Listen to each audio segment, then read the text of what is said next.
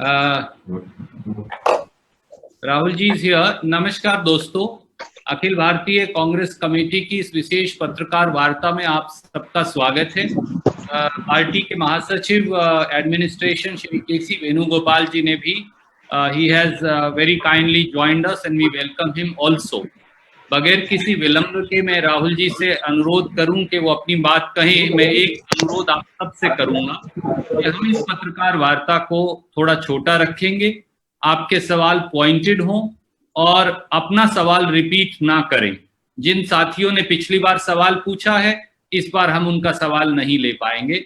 बगैर विलंब के मैं आदरणीय श्री राहुल गांधी जी से अनुरोध करूंगा कि वो पहले अपनी बात कहेंगे, फिर हम सवाल लेंगे। आदरणीय राहुल जी। नमस्कार रणदीप जी, वेणुगोपाल जी और प्रेस के हमारे सब मित्रों, आप सबका बहुत बहुत स्वागत। मैं शुरुआत में छोटी सी स्टेटमेंट बोलना चाहता हूँ। अंग्रेजी में और हिंदी में बोलूँगा, उसके बाद आप अपने सवाल पूछिए। Friends, 2 months ago, the Prime Minister said that we were going to fight a 21-day war against COVID. It was his expectation that we would defeat the COVID virus in 21 days. Now we are on 60 days and we are the only country in the world where the virus is exponentially rising, and we are removing a lockdown. So it is pretty clear that the aim and the purpose of our lockdown has failed. What India is facing now in front of us is the result of a failed lockdown. Now, what we in the Congress party and a lot of people want to understand, and we do not want to do it harshly, aggressively, but we want to understand what the government's view is going forward. We want to understand what is their strategy. It is pretty clear that 4 stages of lockdown have not produced the result that the Prime Minister expected. Prime Minister and his entire advisory staff, including his top medical people, said that the disease would start to reduce towards the end of May. It's clear that the disease is not reducing, it is increasing. So we, with utmost respect, want to ask the Prime Minister and the government, now that we have a failed lockdown, what is their strategy going forward? What is their strategy as far as opening up India is concerned?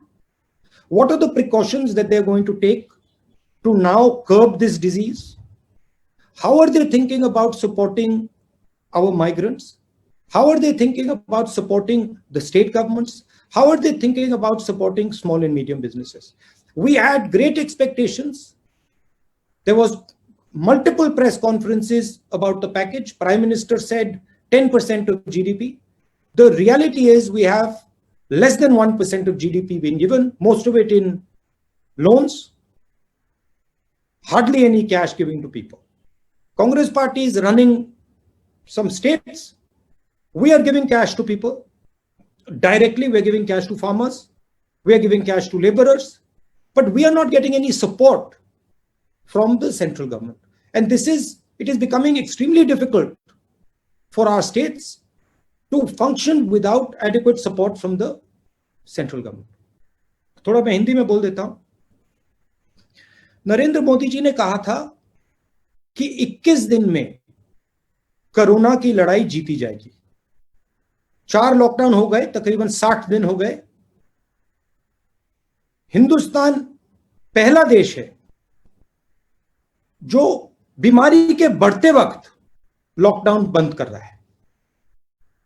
चाहे वो Japan हो, चाहे वो Korea हो, चाहे वो Germany हो, France हो, सब के सब ने लॉकडाउन जब बंद किया, जब बीमारी घटनी शुरू हुई थी। तो यह बात क्लियर है, स्पष्ट है कि हिंदुस्तान का लॉकडाउन फेल हुआ है। जो लक्ष्य नरेंद्र मोदी जी का था वो लक्ष्य पूरा नहीं हुआ। और अब हम बहुत इज्जत से, रिस्पेक्ट से, आदर से सरकार को और प्रधानमंत्री को पूछना चाहते हैं कि अब आपका प्लान बी क्या है। बीमारी 21 दिन में गायब नहीं हुई, बीमारी बढ़ रही है। आपकी स्ट्रेटजी क्या है? लॉकडाउन को आप किस प्रकार से देखते हैं? इसको आप किस प्रकार से रिलीज करेंगे? जो हमारे मजदूर भाई बहन हैं उनकी आप कैसे मदद करोगे? हमारे जो छोटे स्मॉल एंड मीडियम बिजनेसेस हैं उनको उनकी आप मदद करना चाहते हो, नहीं करना चाहते हो? क्या प्लान है? तो ये सवाल हम सरकार से पूछना चाहते हैं। ये मैं कोई राजनीतिक पॉइंट स्कोर नहीं करना चाह रहा हूं। मुझे थोड़ी घबराहट है क्योंकि जो होना था वो नहीं हुआ है और देश को मालूम होना चाहिए, सच्चाई एक्सेप्ट करनी चाहिए कि हमें बताया गया था कि 21 दिन में बीमारी को हराया जाएगा। 60 दिन हुए हैं, बीमारी दौड़ती जा रही है, बढ़ती जा रही है। अस्पतालों से मेरी बात होती है, कहते हैं कि बीमारी बढ़ती जा रही है। तो ये सवाल है। अब आप अपने सवाल जरूर पूछिए। Thank you, Rahul ji. In fact, there has been some problem at Randeep ji's end, so Yes, I'm I've just been told. Ji, so first question is from Kaushik Deka. He's senior editor with Times of India Today Group. Sorry, Kaushik, please go ahead. Ask your question. Unmute yourself. I can't hear you. Yeah. Can you hear me now? Yeah, I can hear you. Hello, Kaushik. Yeah, Mr. Gandhi, how are you? I'm okay. My question is, you have said that lockdown has failed, and you have raised the migrants issue a lot. I saw your video also. So my question is, how did the government fail in handling the migrants, as you have mentioned? Because was it the timing of the lockdown? And the second part is that now most of the migrants, they have returned to their villages. So that is also creating a health hazard for the local people. And at some point of time, they will have to come back also. So how do you think, as a constructive opposition party, how do you think the government should go ahead from now on? I don't want to go into why the government has failed. That is in the past. I don't want to sort of go into details about what could have been done, how it could have been done, who should have done it. I'm not interested. I am interested in right now. I am interested in what India is facing right now. And what we are facing right now is a failed lockdown, because the goal of the lockdown, as stated by the Prime Minister on national television, was that we will defeat the disease in 21 days. These are not my words, these are the words of the Prime Minister. Now, it is 1 lockdown, 2 lockdown, 3 lockdown, we're coming to the end of the 4th lockdown, and the disease profile is not reducing. So I'm just stating a simple fact that what we expected from the lockdown has not occurred. Disease profile is shooting up. In number of states, it is shooting up. What is the government thinking of doing going forward? The Congress party is in power in 3 or 4 states. We know what we are planning. We are very clear what has to be done in our states. We are giving money to poor people. We are giving food to poor people. We are managing the migrants. We are increasing our testing. We have a strategy. But states cannot function in a strategy without the national government. States are hamstrung if the national government is not behind states. So I have spoken to our chief ministers who have asked me to mention this. They have said that they are fighting a lonely battle and they are confident. They understand what has to be done. But what is the central government planning to do? That's the main question here. And that's again, we of course have a view. We put that view down. We said that injection of money is required. Aggressive movement on that front is required, but we were disappointed. But once again, I want to state, I do not want to get into the past that this is what the government did wrong, that's what they did wrong, no. I am interested in... To ask the next question. Swati, please come in.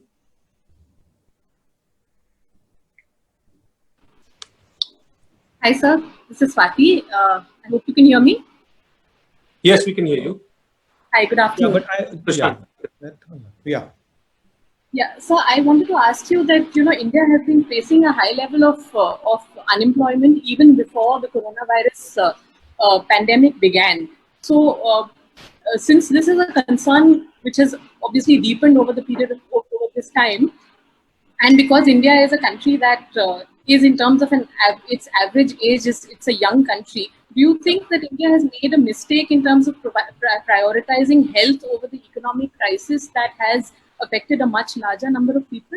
You mean in the long term, or you mean right now during the lockdown? Yes, particularly right now, but also Right now. in the context. I don't think that's a binary question. I don't think it is either health or economics. I think we are smart enough, intelligent enough to work a path through that will create a successful compromise between health and economics. So I don't see this as a on-off switch where you either solve the health problem or you solve the economics problem. I think there is a lot of nuance to that. However, India has been facing a very serious unemployment problem, and this is not new. This has been going on. You've heard of Make in India, you've heard of some of those initiatives, and they have not given the result that one expected for whatever reason. However, now there is a new element to this unemployment, which is that we were already struggling, and now suddenly we've hit this corona problem, which has multiplied this unemployment problem. As you can see, businesses were shut down. And I'm sorry to say this as a national leader, but many small and medium businesses are going to go bankrupt. The people who work for those businesses are going to become unemployed. And that is why we are raising again and again and again that an injection of capital and injection of money to small and medium businesses is required. It will be fatal if we do not do it.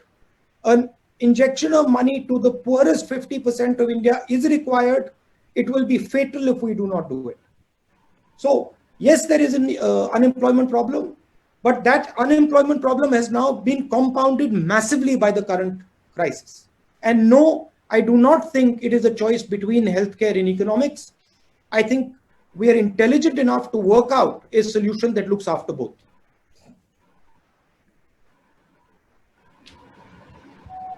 Thank you, sir. Next question is from Sanjay Mishra ji from Dainik Jagran. Sanjay ji, you can come in, please. Just one point. Just one point. If I'm being asked the question in Hindi, I'll answer in Hindi. If it's a question in English, I'll answer in question in English. Sir, which is fine, sir. Yeah. Sanjay ji पूछिए. जी राहुल जी नमस्कार, मेरी आवाज आ रही है आपको? हाँ आवाज आ रही है मगर चेहरा नहीं. हाँ आ गए. जी राहुल जी, एक और बड़ा सीरियस चैलेंज जो है वो देश फेस कर रहा है. भारत एक तरफ कोविड-19 से लड़ रहा है और दूसरी तरफ सीमा पर भी देखें तो बहुत तनाव की स्थिति है. लद्दाख में चीन के साथ बहुत तनावपूर्ण स्थिति चल रही है और एक रिपोर्ट कहती है कि 10,000 से ज़्यादा सैनिक जो है वो भारतीय भूभाग पे आके डटे हुए हैं. दूसरी तरफ अगर आप देखें तो नेपाल के साथ भी हमारा सीमा विवाद, एक नया जो है वो विवाद शुरू हो गया है. तो बाहरी सीमा के मोर्चे पे भी भारत एक बड़े सीरियस चैलेंज का सामना कर रहा है. तो आपको नहीं लगता कि सरकार की रणनीति यहाँ पे कहीं ना कहीं एक तरह से सवालों के कटघरे में है? देखिए, जो बॉर्डर इशू है, इसके डिटेल्स क्या हुआ है, किस प्रकार हुआ है, क्या किया गया है, इसके डिटेल्स सरकार को ट्रांसपेरेंटली देश को बताने चाहिए,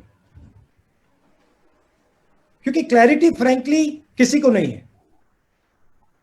नेपाल में क्या हुआ, किस प्रकार हुआ, क्यों हुआ, लद्दाख में क्या हो रहा है, किस प्रकार हो रहा है, ट्रांसपेरेंसी होनी चाहिए. क्लियरली उनको सरकार को बताना चाहिए. वो ट्रांसपेरेंसी नहीं दिख रही है मुझे.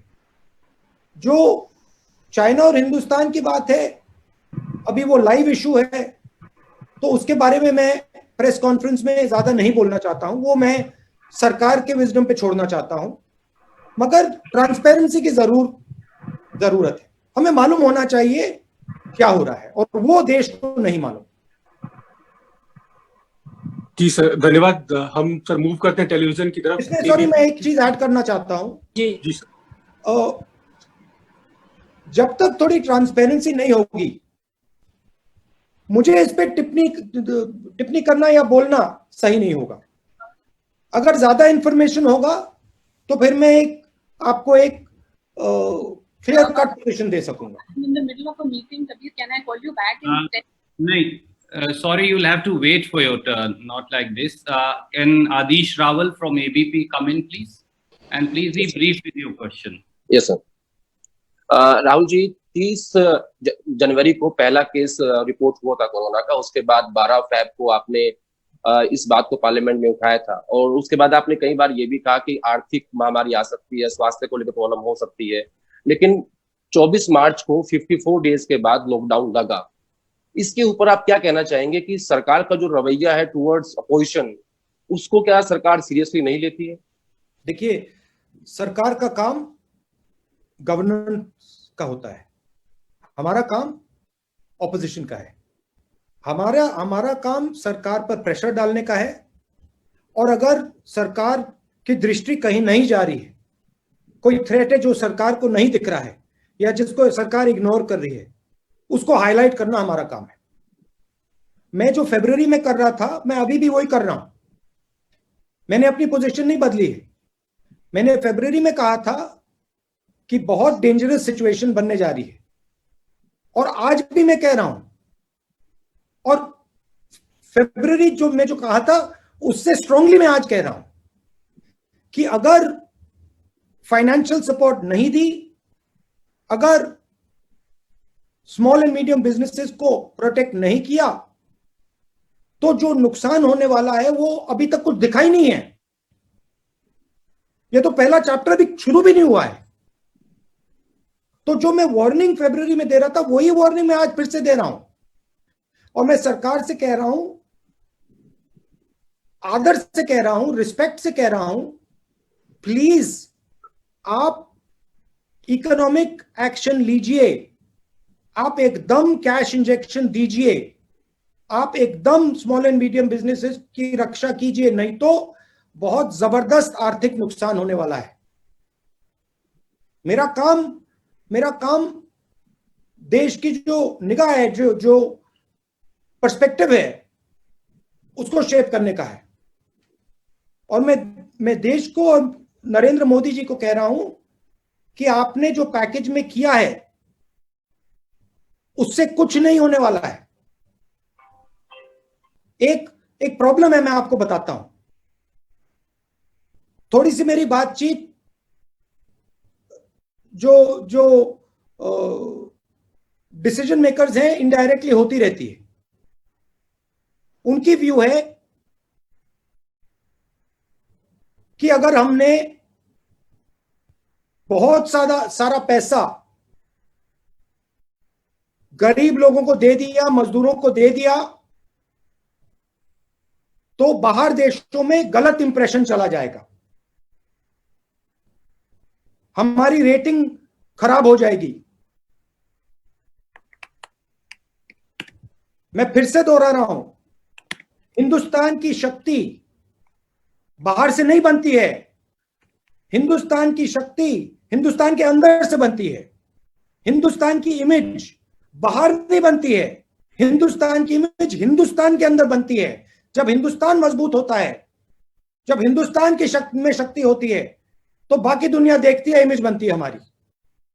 तो मैं फिर से कह रहा हूं, हिंदुस्तान की शक्ति की रक्षा करने की जरूरत है। शक्ति की रक्षा कैसे करनी है? डायरेक्ट कैश एकदम 50% लोगों को महीने का 7,500 रुपए, सबसे गरीब मजदूरों को। ये हमारी शक्ति है, ये हमारी स्ट्रेंथ है, ये हमारा सोल है, आत्मा है। इसकी रक्षा करनी है। विदेश क्या सोच रहा है उसके बारे में नहीं सोचना, अभी वो बाद में देखेंगे। Thank you, sir. May I now request Karthikeya ji from Beyond to come in, please? Karthikeya ji, please ask your question briefly. Hello, Karthikeya, how are you? I'm fine, sir. Good afternoon. my question to you is that how has the government delivered on ground at the time of the lifting of lockdown, especially in context of the depressed people, poor people, daily wage workers? I've been speaking to quite a few daily wage workers, quite a few migrants. I've been having Zoom calls. I've been physically meeting them with all the social distancing norms. And they have a sense of hopelessness. They have a sense that they have been left alone. Many of them have said to me, भरोसा हमारा टूट गया. भरोसा हमारा टूट गया. I don't like hearing those words. I don't like hearing an Indian person saying those words. I don't care who he is. I don't like those words. I don't want a single Indian person to say those words. Whether he's rich, poor, male, female, Hindu, Muslim, Sikh, I don't like those words. And they're saying those words more and more. कह रहे हैं कि भरोसा टूट गया.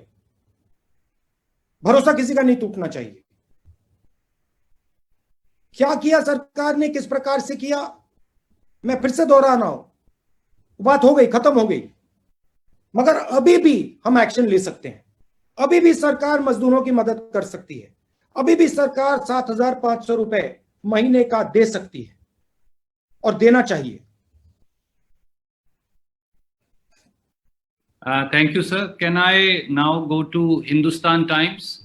Aurangzeb ji, please ask your question. Good afternoon. My question is, last week we saw politics being played over the buses for migrants in UP. We also heard BJP and Mayawati accusing Congress of doing politics over the issue. Then a statement comes from the UP Chief Minister that other states will now have to seek his government's permission if they want to hire workers from UP. So what is your view on this? And the second is, can you repeat what you said about India, China, Nepal issue? In English, why would you want me to repeat it? I've already said it once, so I don't think it's necessary to repeat it. I said in English. Anyway. You want me to say it in English? No, I said anyway. You answer my first. No, sorry. You want me to say it in Hindi? You want me to say it in English? Is that what it is? Yeah, I meant about India, China. India, China. I think I've already said the India, China thing. I'll answer your first question. Look, I think it's unfortunate. I think people are first Indian and then they belong to their states. And the decision on whether somebody goes to work from Uttar Pradesh to the rest of the country is not the chief ministers. It is the people of India and the people of Uttar Pradesh. If a citizen of Uttar Pradesh wants to go and fulfill his dreams in Maharashtra or in Delhi or in Karnataka or anywhere else, he should have the right to do so. It is very unfortunate that the Chief Minister of Uttar Pradesh views India in such a way. These people are not his personal property. They are not the personal property of Uttar Pradesh. These people are Indian citizens and they have the right to decide what they want to do and they have the right to live the life they want to live. It is our job to support them to fulfill their dreams. It is not our job to say that you belong to me, you cannot go and work in Maharashtra. It's an absolutely absurd position. Thank you, sir. You want me to say a little bit about the China thing in English? Hello? Yeah, yes. Please. You would like me to say a little bit about the China thing in English? Yeah, please. Yeah. Yes, please. I think the China, what we would like to see is some more transparency on what is going on. It becomes very difficult for us to have a position without understanding the facts. And I think the government should make clear to the people of India what exactly is happening on the border. We are hearing different stories. I don't want to go into conjecture, but it is important that the government of India makes it clear what is happening on the border so that people can understand and people can have a proper position. Thank you, sir. May I now request Archana from ANI to come in? Archana, please ask your question. Hello, Archana. Hello, sir. How are you? Sir, my question is, I'm fine. So my question is, lockdown का main लक्ष्य था संक्रमण को रोकना, तो क्या आपकी राय में 4 बार लॉकडाउन अभी तक हो चुका है, तो संक्रमण रुका है, क्या लक्ष्य प्राप्त हुआ है सरकार को? ये तो मैंने ओपनिंग स्टेटमेंट में ही कह दिया था कि लॉकडाउन का जो लक्ष्य है वो प्राप्त नहीं हुआ। प्रधानमंत्री ने कहा था 21 दिन में लॉकडाउन कोरोना को हरा देगा। कोरोना तो बढ़ता जा रहा है, तो ठीक है, जो पहली स्ट्रैटेजी थी वो फेल हो गई, उसको एक्सेप्ट कर लेना चाहिए। मगर अब बताइए अगली स्ट्रैटेजी क्या है? अब बताइए आगे आगे बढ़ते हुए हिंदुस्तान की सरकार क्या सोच रही है? लॉकडाउन को किस प्रकार से हटाएगी? जो हमारे गरीब लोग हैं उनकी किस प्रकार से मदद करेगी? जो स्मॉल मीडियम बिजनेसेस हैं उनकी कैसे रक्षा होगी? जो माइग्रेंट्स हैं उनके लिए क्या किया जाएगा? तो ये सब चीजें अब देश को बताना है।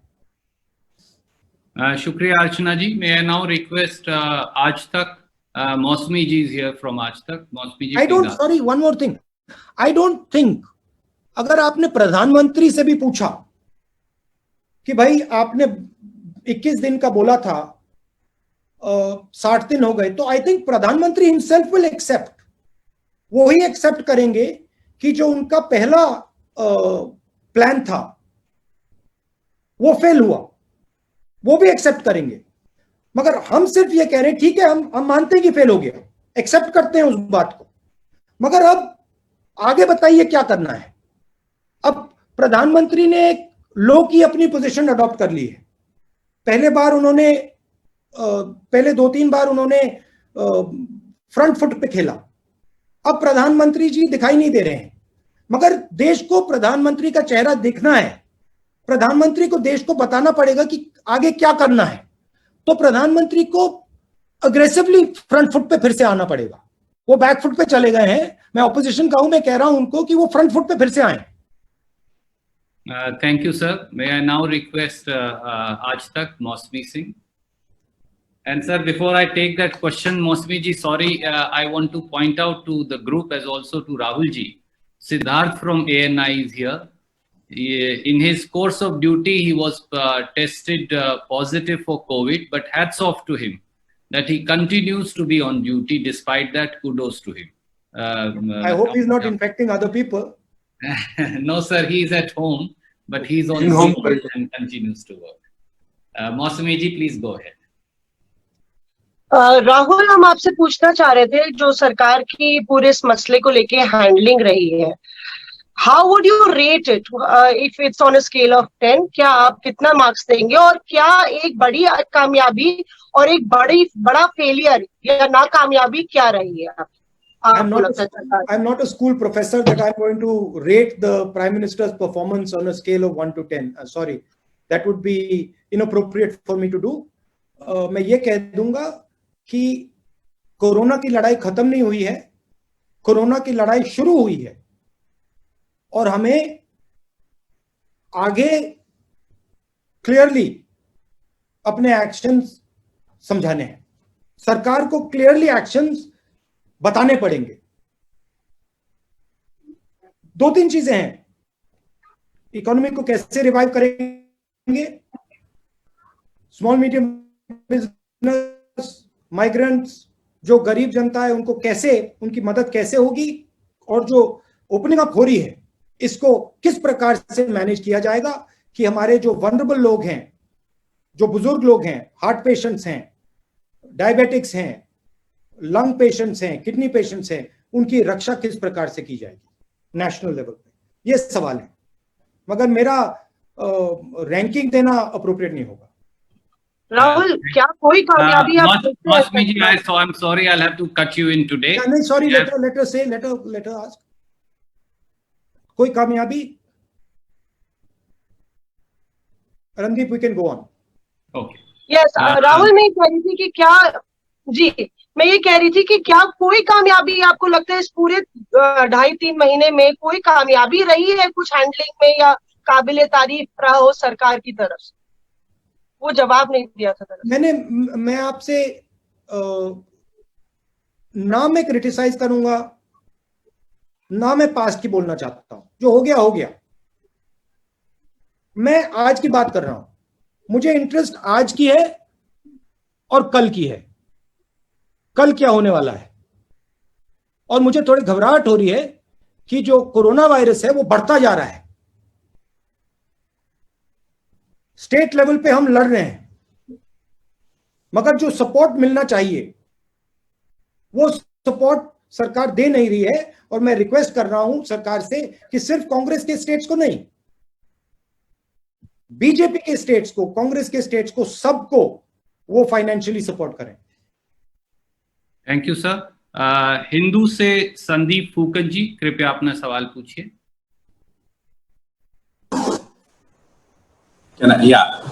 So my question is that, it's about transportation. You've seen that in a graded manner, the flights have restarted, domestic flights have restarted, but we are still quite some time away, perhaps, from opening up public transportations, regular train services. What, according to you, would be a safe mobility plan? I mean, if see, you have to understand my job. I am not an expert on safe mobility plan. That is, there are experts who will tell you this is how India should open up. For me to comment on whether we should open airlines, how we should open airlines, I'm not the expert. I don't pretend to be the expert. But what I do understand is that there are a couple of things at a high level that need to be done. When you're opening up, you need to open up with inputs from the state governments. You need to open up with inputs from experts. You need to open up in a systematic way, not in an ad hoc way. I clearly can see that our economy requires restarting, which means that it needs a money injection, cash injection immediately. So that needs to be done. And I can clearly see that we need a strategy to make sure that in a non-lockdown situation, the disease does not run amok. I am worried, let me state it clearly. I am worried that in a non-lockdown situation, in a haphazard opening up, we will get a second wave of corona that will be extremely devastating. Thank you, sir. We have last 5 minutes of this press conference. Randeep ji, I'm going to ask Sanjay Trivedi sir, I have a question to come in, please. Randeep ji, मैं भी हूँ. जी, मैं note कर रहा हूँ, आप कृपया chat में लिख दीजिए, मैं वहां से सवाल पिकअप कर रहा हूँ. Sanjay Trivedi from News 24. Manjari ji, I'll come to you. Okay. Sanjay Trivedi from News 24. Sanjeev Trivedi, sir. Sorry, Sanjeev Trivedi, that's what I meant. By mistake, I said Sanjay. Yes, Sanjeev ji. Unmute करिए संजीव जी. राहुल जी, संजीव त्रिवेदी बोल रहा हूँ news 24 से. इसके पहले के जो 2 press conferences हुए थे उसमें आपने कुछ सजेशंस दिए थे और ऐसा लगता है जैसे कि रेड, ऑरेंज, ग्रीन को तय करने का अधिकार राज्यों को मिले या बॉटम अप अप्रोच. उन सजेशंस को शायद स्वीकार भी किया गया सरकार ने, लेकिन सरकार के द्वारा, लेकिन मैं आपके सामने महाराष्ट्र का केस रखना चाहता हूं. महाराष्ट्र में कोई सजेशन काम नहीं आ रहा है. पूरे देश का 1/3 कोरोना का मामला आज की तारीख में महाराष्ट्र में है और आपकी सरकार की वहां हिस्सेदारी भी है. मुंबई में अकेले पूरे महाराष्ट्र का आधा से ज्यादा है. तो ऐसे में क्या आप मानते हैं कि जो कंट्रोल करना है केंद्र की जिम्मेदारी है, राज्यों की नहीं? क्या आपको लगता है कि राज्यों में केंद्र का इंटरवेंशन भी जरूरी हो सकता है? वहां राष्ट्रपति शासन की मांग भी शुरू हो गई है. राहुल जी, नहीं, देखिए 2-3 चीजें हैं. सबसे पहले अगर आप कोरोना को देखें, जितनी ज्यादा कनेक्टेड जगह है वहां ज्यादा अग्रेसिव कोरोना होता है. अगर आप दिल्ली देखें, मुंबई देखें, पूना देखें, Maharashtra is one of the most connected states in India. तो it is going to be one of the most aggressive places where corona is going to act. I would like to make a differentiation here. We are supporting the government in Maharashtra, but we are not the key decision maker in Maharashtra. We are the key decision maker in Punjab. We are the key decision maker in Chhattisgarh, in Rajasthan, in Pondicherry.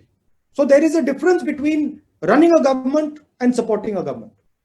However, Maharashtra is struggling because of the nature of its connectivity.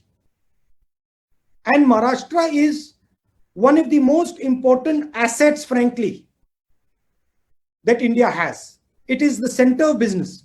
So it requires full support from the government of India. I fully understand that Maharashtra is fighting a very difficult battle, and I appreciate that fact.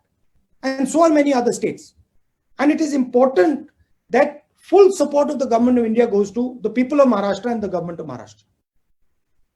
Thank you, sir. May I now request from CNN IBN Arun Singh to come in? Arun Singh.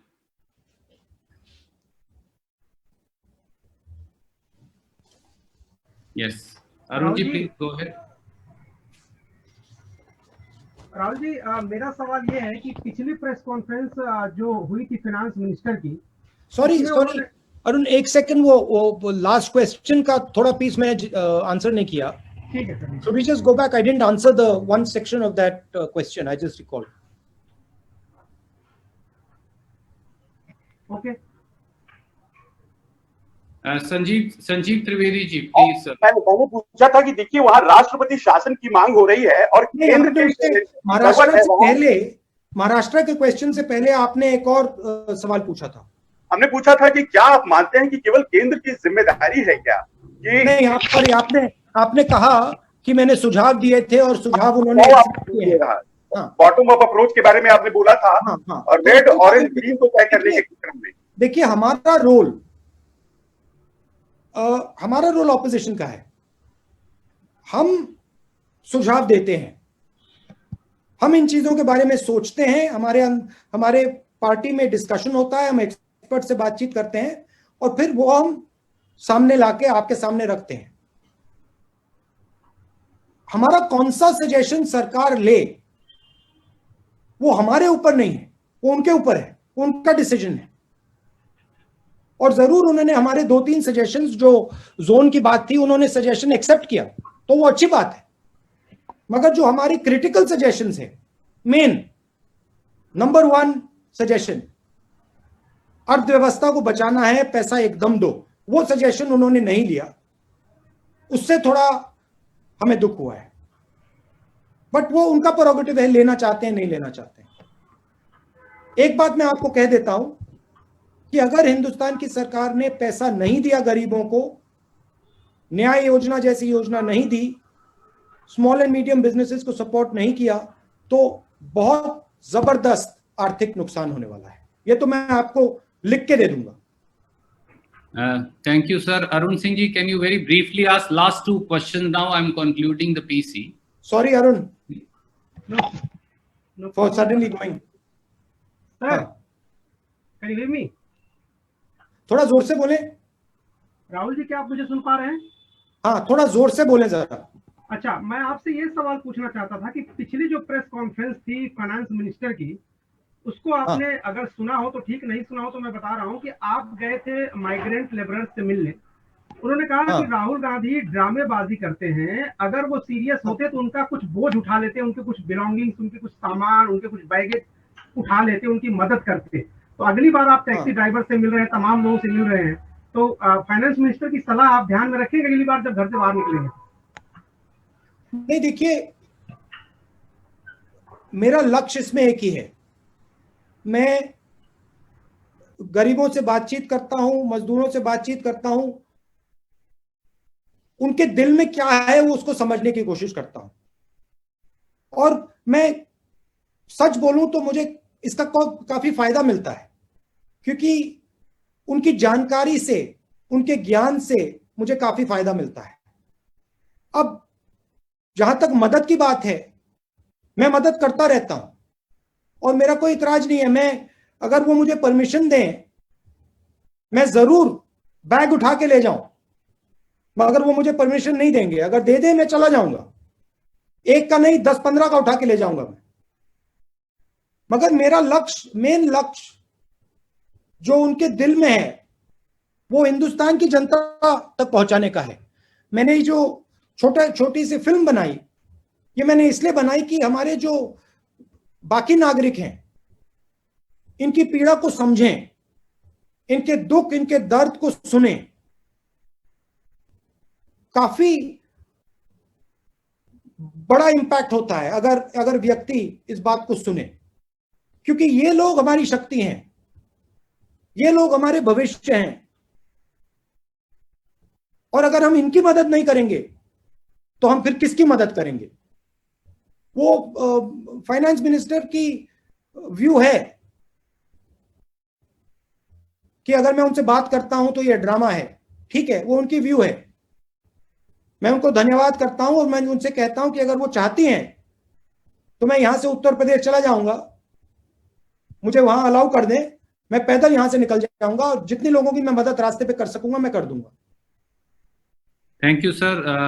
Manjari ji from Navbharat Times, please come in and let that be the last question. I apologize to all those friends who I will not be able to accommodate. Hello, नमस्ते राहुल जी, आवाज आ रही है आपको मेरी? हाँ जी। राहुल जी, मेरा सवाल है कि महाराष्ट्र को लेकर वहां पे जो विपक्ष है उसने ये सवाल लगातार मांग कर रहे हैं कि वहां राष्ट्रपति शासन लगाया जाए और वहां के जो हॉस्पिटल्स हैं उनको सेना के हवाले कर दिया जाए। लगभग वैसी ही स्थिति कुछ गुजरात में है। गुजरात की स्थिति भी बहुत अच्छी नहीं है, वहां कोरोना को लेके बहुत ज्यादा स्ट्रगल चल रहा है। लेकिन एक चीज समझ में नहीं आती कि वहां पे विपक्ष क्यों इतना कमजोर नजर आता है। हालांकि कांग्रेस ने वहां की हेल्थ सर्विसेज को लेके कुछ सवाल उठाए हैं, लेकिन क्या इस तरह की मांग वहां नहीं होनी चाहिए? और एक इसी से जुड़ा सवाल ये है राहुल जी, हमें गुजरात के बारे में प्रेसिडेंट रूल मांगना चाहिए। नहीं, आप लगातार गुजरात की सरकार बीजेपी से लेके बीजेपी को पकड़ा दें। नहीं, आप लगातार क्या लॉजिक है? आप लगातार ये वहां पे सेना उतारने की बात की गई, इस तरह की चीजें लगातार आप राजनीति न करने की बात कर रहे हैं, लेकिन राजनीति तो हो रही है। मेरा कहना है कि गुजरात में तो बीजेपी की सरकार है, गुजरात में बीजेपी की सरकार है, प्रेसिडेंट रूल लगेगा तो बीजेपी की सरकार होगी। लेकिन नहीं, वहां पर आपकी इलॉजिकल बात है, मुझे बोलने दीजिए। ये तो आपकी बिल्कुल इलॉजिकल बात है। जहां तक विपक्ष की बात है, गुजरात में हमारे लोग विपक्ष की लड़ाई बहुत अच्छी लड़ रहे हैं, वो आपको जब चुनाव होगा वहां पर पता लग जाएगा। मगर एक स्पिरिट से मैं कहना चाहता हूं, देखिए डेमोक्रेसी में अगर महाराष्ट्र में सरकार है तो बीजेपी का काम उसको अपोज करने का है, कोई गलती नहीं है। अगर बीजेपी सवाल उठाना चाहती है, कंस्ट्रक्टिवली सवाल उठाना चाहती है, उनको उठाना चाहिए, उससे फायदा होता है, उससे हमारी सरकार उनकी बात सुनकर सीख सकती है, एक्सेप्ट कर सकती है, तो इसमें कोई प्रॉब्लम नहीं है। मगर डेमोक्रेटिक स्ट्रक्चर को उखाड़कर बिना कोई कारण प्रेसिडेंट रूल लगाना, उसमें और कंस्ट्रक्टिव ऑपोजिशन में बहुत फर्क है। अगर बीजेपी हमारी छत्तीसगढ़ में, राजस्थान में, पंजाब में हमें कोई सजेशन देना चाहती है, हम उसको सुनेंगे। अगर वो वैलिड सजेशन है हम शायद उसको एक्सेप्ट भी कर लें, तो उसके खिलाफ नहीं हूं मैं। मगर वहां से लेकर आप प्रेसिडेंट रूल में जंप मार दें, वो अलग बात है। दोस्तों, बहुत सारे सवाल राहुल जी ने आज लिए और ये इंटरेक्शंस का दौर जारी रहेगा। बहुत सारे साथियों के प्रश्न आज हम नहीं ले पाए। मैं विश्वास दिलाता हूं कि अगली बार फिर नेक्स्ट इंटरेक्शन जो बहुत जल्द होगा उसमें हम वो सारे सवाल लेंगे। राहुल जी से जुड़ने के लिए शुक्रिया। कुछ क्लोजिंग रिमार्क्स वो अब देंगे आपको। जैसा मेन थ्रस्ट इस प्रेस कॉन्फ्रेंस का कि जो लक्ष्य लॉकडाउन का था वो पूरा नहीं हुआ, 60 दिन हो गए, बीमारी बढ़ती जा रही है, तो हमें क्लैरिटी चाहिए सरकार की क्या पोजीशन है, सरकार आने वाले दिनों में क्या क्या करेगी, गरीबों को किस प्रकार से सपोर्ट करेगी, जो हमारे स्मॉल मीडियम बिजनेसेस हैं, जो हमारे माइग्रेंट लेबर हैं, उनकी कैसे रक्षा करेगी, और ओवरऑल आगे इनका क्या प्लान है। ये मेन मेरा प्रेस कॉन्फ्रेंस का थ्रस्ट था। आप सबको बहुत बहुत धन्यवाद। और जैसे रणदीप जी ने कहा, ये हम पीरियोडिकली प्रेस कॉन्फ्रेंस करते जाएंगे। पिछली बार जिन लोगों ने सवाल नहीं पूछा, इस बार आपको चांस मिल गया, अगली बार और भी लोगों को हम चांस देंगे। धन्यवाद, नमस्कार। नमस्कार, बहुत बहुत शुक्रिया राहुल जी और कांग्रेस पार्टी की ओर से आप सबका शुक्रिया।